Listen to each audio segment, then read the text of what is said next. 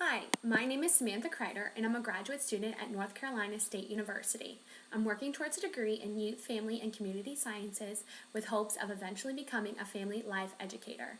Today I'm going to introduce two popular techniques for encouraging and discouraging specific behaviors in early childhood, which include timeout and positive reinforcements. I'll also be describing the importance of parenting on purpose. As a current preschool teacher, I see some of these techniques used often, but not always addressed properly or followed through consistently. Forehand and Long's 5-week approach to parenting the strong-willed child describes timeout as one of the most beneficial discipline techniques while stressing the importance of consistency. Forehand and Long give a few tips for timeout, such as putting the child in an adult-sized chair or giving the child a visual timer so they can see how much longer they have to sit in the chair. Forehand and Long also describe the importance of the interaction post-timeout. Once timeout is over, the child should be expected to comply with the original request. Otherwise, the child may learn that all they have to do to avoid a task is sit in timeout for a couple minutes.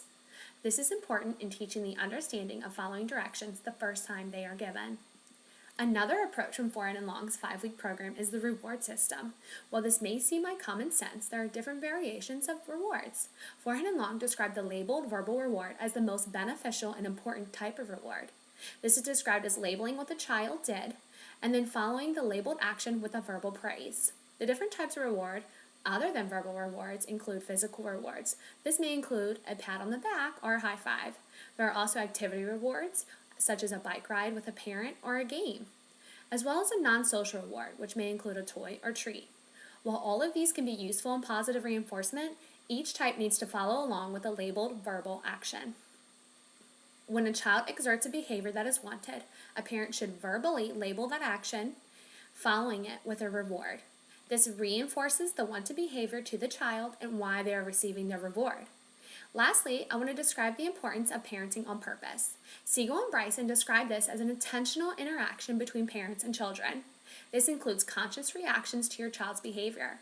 While parents may describe this as challenging during those rushed morning hours before work or those exhausted hours on a Friday evening, they may dismiss their child's behavior or overreact, causing negative short-term and eventual long-term effects on their child's behavior.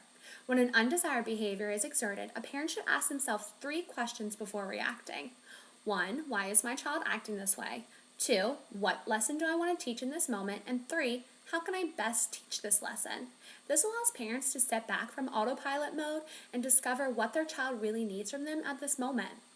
While not every technique or parenting book may fit a family's specific needs, each parent should focus on finding what works for them and their family as a whole. Some of these techniques may work, while none of them may work for a specific family dynamic. Parents should be encouraged to do research for themselves to figure out what works best with their personality combined with their child's personality.